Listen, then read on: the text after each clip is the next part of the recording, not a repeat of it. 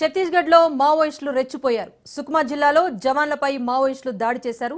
జవాన్ల వ్యాన్ను ఐఈడీతో పేల్చివేశారు. 9 మంది జవాన్లు ఇందులో మృతి చెందారు. మరికొంతమంది జవాన్లకు తీవ్ర గాయాలయ్యాయి.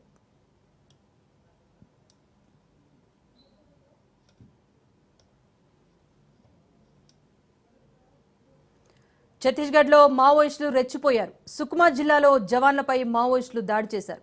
జవాన్ల వ్యాన్ను ఐఈడీతో పేల్చివేశారు. 9 మంది జవాన్లు మృతి చెందారు.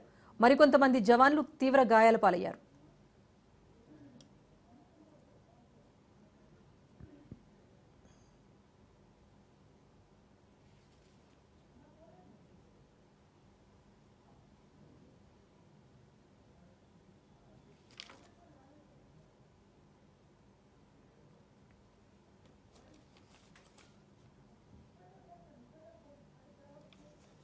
రైట్, ఒకవైపు మావోయిస్టుల ఏరివేత కొనసాగుతోంది. ఎదురుగా మావోయిస్టులు ఎదురు దెబ్బలు వరుసగా తింటున్న టైంలో ఇప్పుడు ఒక రకంగా చెప్పాలంటే మావోయిస్టులు తమ బలాన్ని నిరూపించుకునే ప్రయత్నం చేశారేమో అనిపిస్తోంది. ఛత్తీస్గఢ్లో సుక్మా జిల్లాలో జవాన్లపై జరిగిన దాడి చూస్తూ ఉంటే ఈ దాడిలో జవాన్ల వ్యాన్ను ఐఈడీతో పేల్చివేశారు మావోయిస్టులు. కొంతమంది జవాన్లు మృతి చెందగా మరికొంతమందికి తీవ్ర గాయాలయ్యాయి. దీనికి సంబంధించి అప్డేట్ మా ప్రతినిధి ఉపేందర్ అందిస్తారు ఖమ్మం నుంచి. ఉపేందర్, చెప్పండి, అసలు ఖమ్మంలో జరిగిన ఈ ఘటనకు సంబంధించి ఒకవైపు మావోయిస్టుల ఏరివేత కొనసాగుతున్న నేపథ్యంలో బలాన్ని ప్రదర్శించుకునే ప్రయత్నం చేశారా? అసలు ఈ ఘటన ఎప్పుడు జరిగింది? పూర్తి వివరాలేంటి? ఎస్ రాజేశ్వరి, ఇప్పటికే ఛత్తీస్గఢ్ లో జరిగినటువంటి అంటే బిజాపూర్ జిల్లాలో జరిగినటువంటి ఘోర ప్రమాదంలో అటు జవాన్లు 9 మంది జవాన్లు కూడా మృతి చెందినట్లయితే మనకు సమాచారం అవుతుంది. అయితే ఉదయం కొమ్మింగ్ కోసం వెళ్తున్నటువంటి జవాన్లు ఏదైతే 15 మందితో ఒక ట్రక్ లో వెళ్తున్నారో ఈ నేపథ్యంలోనే ఏదైతే కుద్రు రహదారిపై నక్సలైట్లు అమర్చినటువంటి ఐఈడీ ఒక్కసారిగా పేలింది. పేలడంతో డ్రైవర్ తో సహా 8 మంది సైనికులు అయితే అక్కడికక్కడే మృతి చెందిన పరిస్థితి కనిపిస్తుంది. ఇక మరో 8 మంది సైనికులకు తీవ్రంగా గాయాలయ్యాయి. మరో 2 పరిస్థితి తీవ్రంగా ఉండటంతో అక్కడే ఉన్నటువంటి ఏదైతే రాయ్పూర్ సంబంధించినటువంటి అంటే హెలికాప్టర్ లో రాయ్పూర్ కి అయితే తరలిస్తున్నారు. ఇక పేలుడు సంబంధించి ఈ విషయాన్ని కూడా అక్కడ ఉన్నటువంటి ఐజీ సుందరరాజు కూడా ధృవీకరించారు. ఇక బిజాపూర్ కు దూరంగా ఉన్నటువంటి కుత్రు పోలీస్ స్టేషన్ పరిధిలోని అంబేలి గ్రామ సమీపంలో అయితే ఈ ఘటన అయితే చేసుకుంది.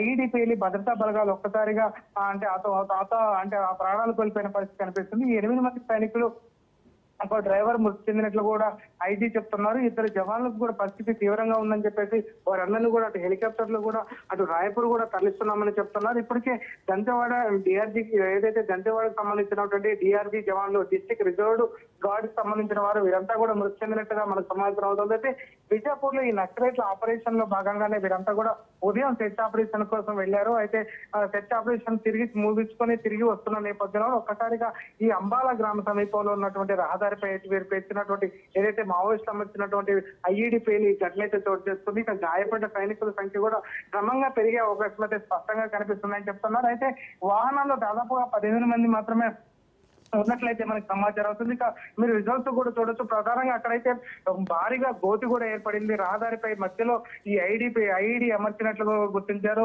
అటు ఐఈడీ దాటికి అటు ఆ వాహనం కూడా తునాతునకలైనట్లు పరిస్థితి కనిపిస్తుంది. అయితే ఇప్పటికీ అటు కేంద్ర ప్రభుత్వం కావచ్చు, అటు రాష్ట్ర ప్రభుత్వం కావచ్చు, ప్రత్యేకంగా ఇప్పటికే అంటే నక్సలైట్ ఏరివేత లక్ష్యంగా కూడా అటు అంటే కూంబింగ్ ఆపరేషన్లు అయితే కొనసాగుతున్నాయి. ఈ కూంబింగ్ ఆపరేషన్ లో భాగంగా ఎంతో మంది నక్సలైట్లు కూడా మృతి చెందిన నేపథ్యంలోనే ఈ రోజు వారు ప్రతీకార చర్యగా కూడా మావోయిస్టులు ఘాతుకానికి పాల్పడ్డారని అయితే మనకు సమాచారం అందుతుంది.